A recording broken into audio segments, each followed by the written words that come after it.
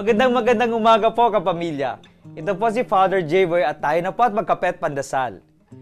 Tuwing sinusulat ko sa matalik kong kaibigan ang aking hirap sa buhay at trabaho, lalong-lalo na kapag nagkakasabay-sabay lahat, lagi niyang sinasabi, hang in there, kapit ka ng mas mahigpit. Sa ating buhay, mahalaga ang kumapit ng mas mahigpit. Ang mga may sakit at ang mga nakabaon sa utang ay kailangan humawak ng husto. Maaring kumapit sa ating mga pamilya upang lalong lumakas ang ating loob. Of finding friends so that one could move on. Tinatawag natin itong support systems. Ngunit wala pong tatalo sa Diyos. Hindi sa lahat ng oras katabi natin ang ating mga pamilya. Hindi sa lahat ng oras makakakapit tayo sa ating mga kaibigan. Ang Diyos po ay tulad ng isang kainang bukas, 24 hours.